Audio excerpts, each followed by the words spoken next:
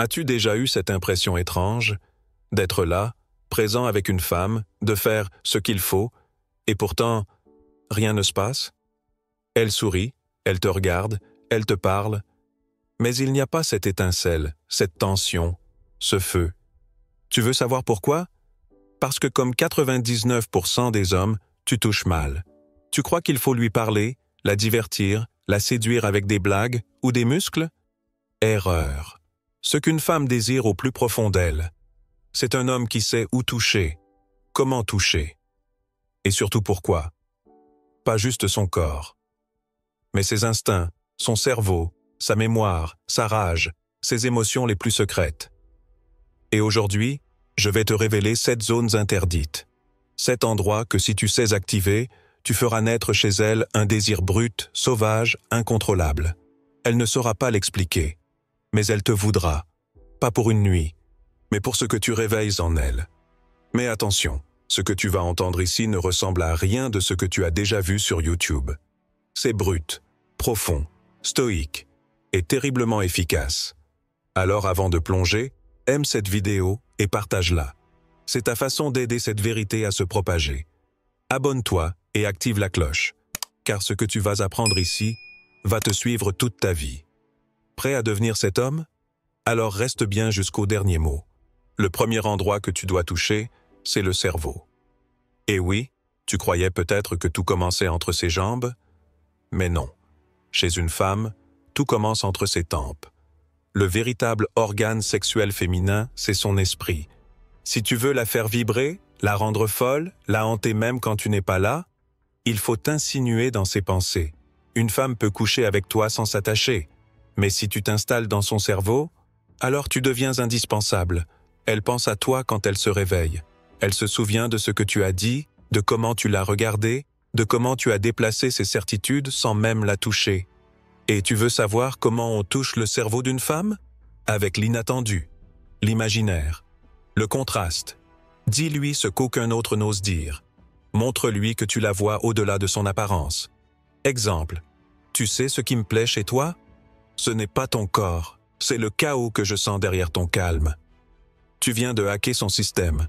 Elle ne sait plus si elle doit fuir ou s'ouvrir.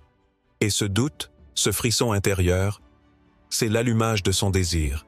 C'est ça, le vrai pouvoir. Pas le physique, pas l'argent, pas les muscles, mais ta capacité à prendre possession de ses pensées, à créer un monde dans lequel elle a envie d'entrer, un monde qu'elle ne comprend pas encore, mais qui l'attire. Et plus tu stimules son imagination, plus elle fantasme. Et quand une femme commence à fantasmer sur toi, c'est déjà trop tard. Tu n'as encore rien fait physiquement, mais elle est déjà en train de se déshabiller dans sa tête. Pour toi, tu es devenu l'homme qu'elle veut comprendre et posséder. Et ce n'est que le premier endroit. Tu es prêt pour le prochain? Et maintenant que tu as pénétré son esprit, que tu t'es glissé dans ses pensées, il est temps de passer au contact réel. Pas brutalement, avec maîtrise, avec puissance contenue. Le deuxième endroit à toucher, c'est ses lèvres. Pas avec ta bouche, pas encore. Avec ton doigt, ta main, ton énergie. Les lèvres sont le temple de la sensualité féminine. Elles sont bourrées de terminaisons nerveuses, hypersensibles au moindre effleurement. Et pourtant, la majorité des hommes les touchent comme un enfant affamé touche un bonbon. Trop vite, trop fort, sans conscience. Toi, tu ne feras pas ça. Toi, tu vas poser ton doigt sur ses lèvres avec la lenteur d'un roi qui impose le silence à une salle entière. Pas pour la dominer, mais pour lui rappeler que tu n'es pas pressé. Tu es là pour explorer, pas consommer. Ce geste a une puissance folle. Il envoie un message clair. Je peux t'atteindre, même sans t'embrasser.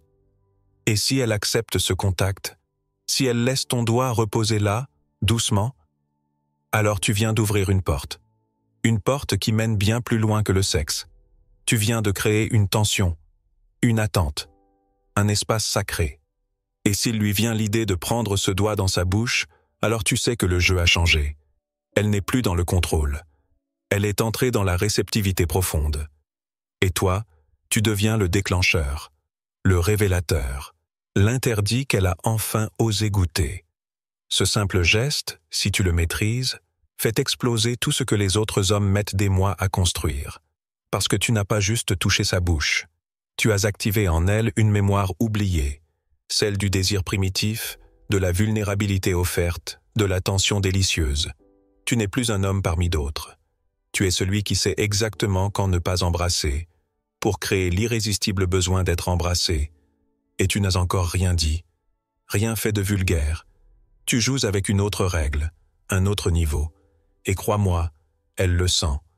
Et maintenant que tu as touché ses lèvres, éveillé ses instincts, créé ce frisson qui court dans son corps, il est temps d'aller là où presque aucun homme n'ose aller. Le troisième endroit à toucher, c'est son cœur émotionnel. Et attention, ce n'est pas le cœur romantique des films à l'eau de rose. C'est l'espace brut, sensible, fragile et sauvage qui bat derrière ses yeux, derrière ses silences, derrière ses réactions disproportionnées. Ce cœur-là, tu ne peux pas le séduire avec des fleurs ou des compliments recyclés. Tu ne peux pas le manipuler, tu ne peux que le voir et le reconnaître. La vérité, la majorité des femmes que tu croises sont fatiguées, écorchées, méfiantes. Pas parce qu'elles ne veulent pas aimer, mais parce qu'elles ont donné trop souvent à des hommes qui ne savaient pas recevoir. Alors si tu veux toucher son cœur émotionnel, commence par faire ce que les autres évitent. Regarde-la quand elle doute. Reste quand elle tremble. Écoute quand elle se ferme. Pas pour jouer le sauveur, pas pour la réparer, juste pour lui montrer « je ne partirai pas quand ça devient réel ». Dis-lui ce que personne ne lui dit. Je te trouve encore plus belle quand tu te laisses être humaine. À ce moment précis, tu viens de faire tomber une armure.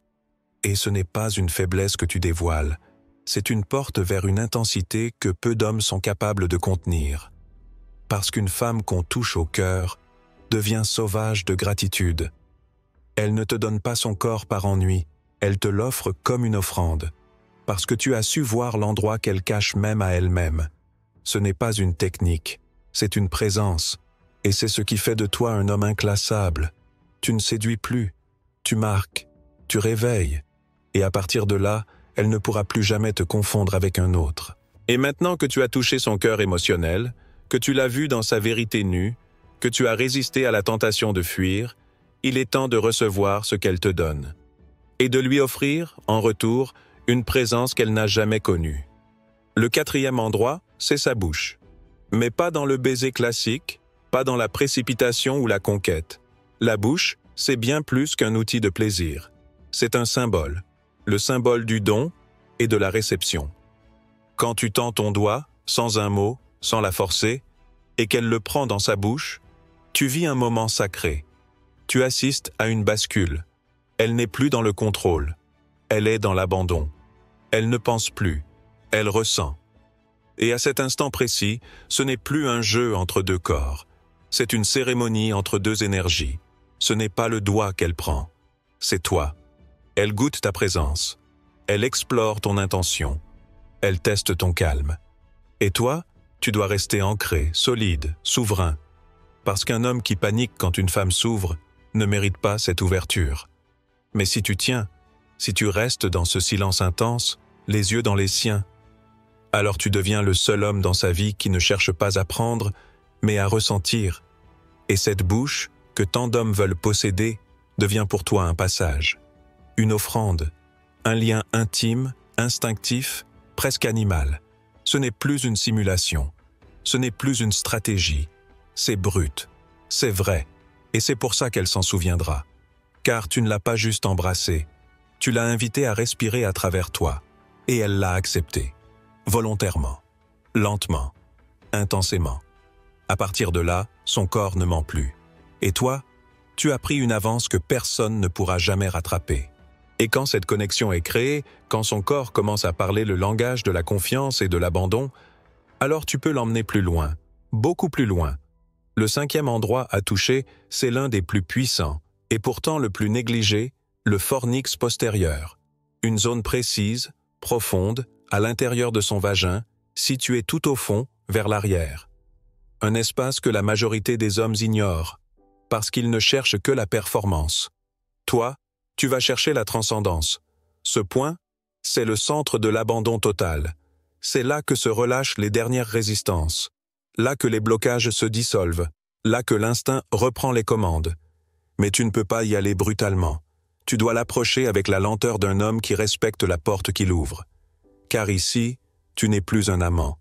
Tu es un guide, un explorateur sacré. Tu insères un doigt, lentement, avec écoute.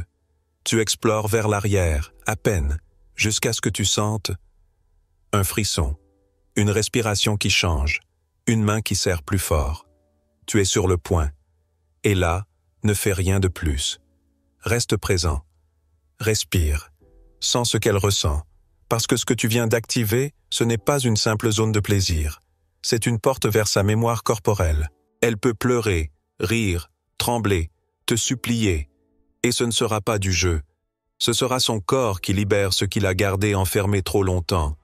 Très peu d'hommes accèdent à cet espace, pas parce qu'ils n'en sont pas capables, mais parce qu'ils n'ont jamais eu le courage de ralentir, écouter, ressentir. Toi, tu le fais, et c'est pour ça qu'elle te regardera différemment après. Pas parce que tu l'as pénétrée, mais parce que tu l'as rencontrée, là où même elle ne savait pas qu'elle pouvait être touchée. Et une fois que tu as atteint ce niveau d'abandon, ce moment brut où elle se livre entièrement, tu as accès à un territoire encore plus profond, plus secret, plus durable que le corps, sa mémoire. Le 6e endroit à toucher, c'est le point sentimental. Ce point n'est ni sur sa peau, ni dans son esprit conscient. Il est dans les souvenirs que tu imprimes en elle, dans ces instants que tu marques au fer rouge émotionnel. Et crois-moi, les femmes n'oublient jamais un homme qui laisse une trace émotionnelle forte. Tu veux qu'elle pense à toi même quand tu n'es plus là? Tu veux qu'elle rêve de toi des mois après, qu'un mot, une chanson, une odeur la fasse frissonner? Alors tu dois créer un moment unique, un code secret, un ancrage puissant. Crée un mot que vous êtes les seuls à connaître, un geste que tu fais toujours avant de l'embrasser, une musique que tu lui murmures au creux de l'oreille quand vous êtes seuls. Ce n'est pas un hasard, ce n'est pas mignon, c'est de la programmation émotionnelle. Et ce point sentimental, quand il est bien activé, dépasse tous les orgasmes.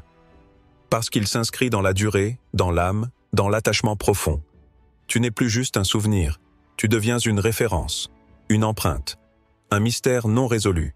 Et même si elle croise d'autres hommes après toi, elle cherchera inconsciemment ce que toi seul as déclenché. Car tu n'as pas seulement été un moment, tu es devenu un repère.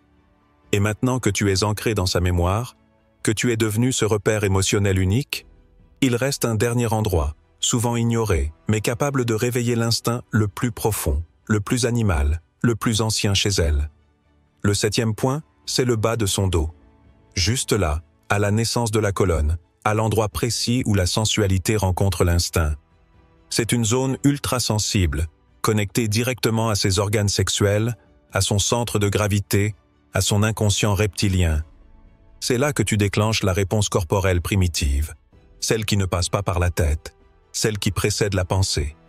Un simple glissement de ta main, une pression lente, un contact chaud au creux de ses reins, et tu déclenches un frisson qui court dans tout son corps. Mais attention, ici ce n'est pas de la caresse banale, c'est un rappel viscéral. Tu lui rappelles qu'elle a un corps, qu'elle peut s'abandonner, qu'elle peut se laisser aller, parce qu'elle est en sécurité, et surtout parce qu'elle est désirée, mais jamais pressée.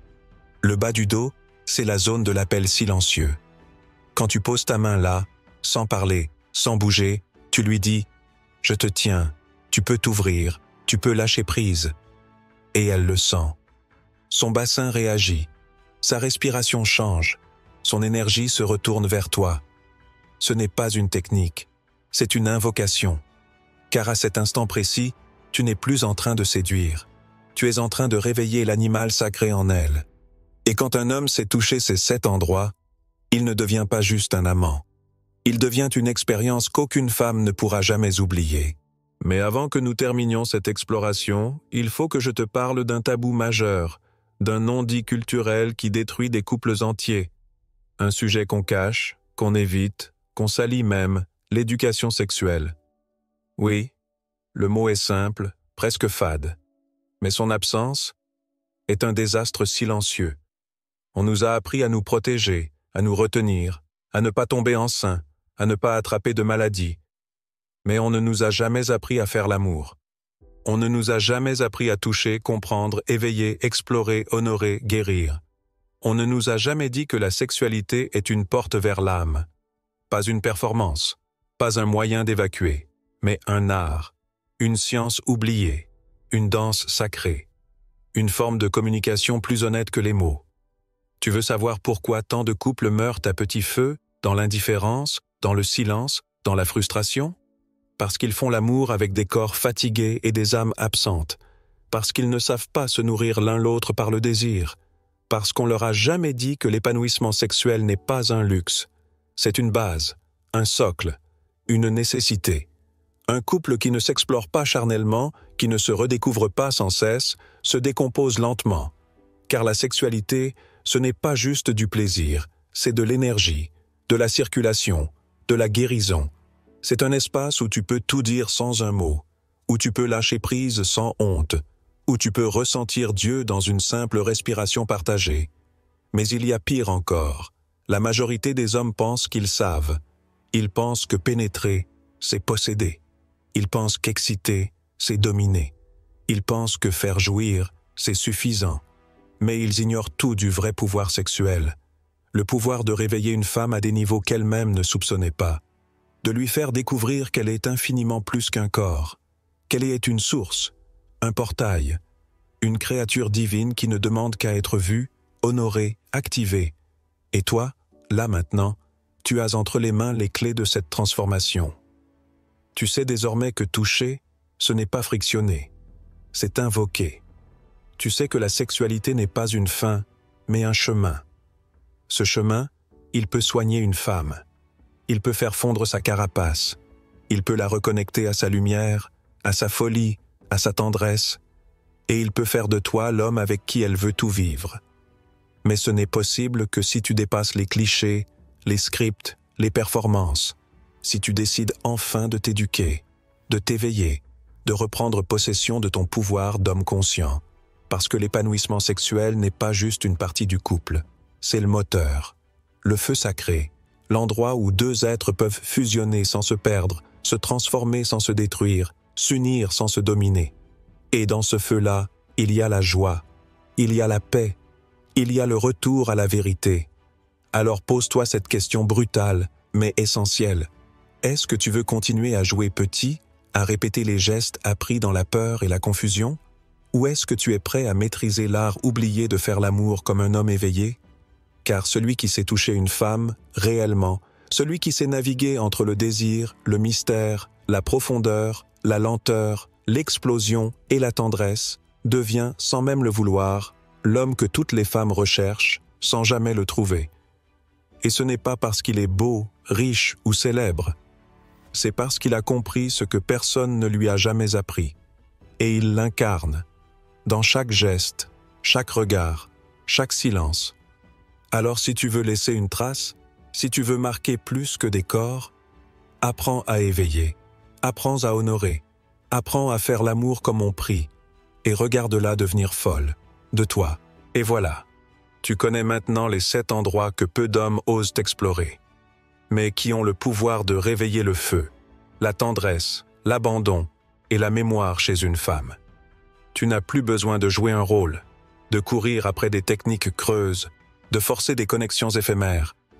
Car ce que tu viens d'apprendre n'est pas une stratégie de séduction, c'est un art, une philosophie, un retour à l'essentiel.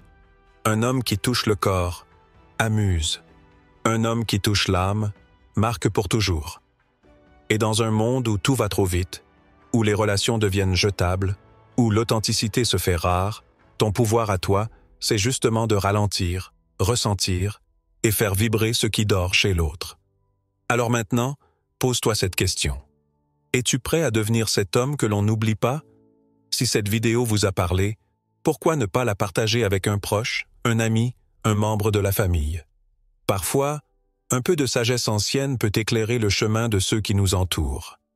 N'oubliez pas de nous soutenir d'un pouce levé pour nous aider à diffuser ces enseignements universels. Et si c'est votre première fois ici, abonnez-vous et activez les notifications pour ne manquer aucune de nos futures leçons empreintes de sagesse ancestrale. Avant de partir, laisse en commentaire cette phrase. Je choisis de toucher avec conscience, pas avec ego. Elle dira que tu es prêt. Prêt à voir, à comprendre, à incarner. À très bientôt pour une nouvelle exploration.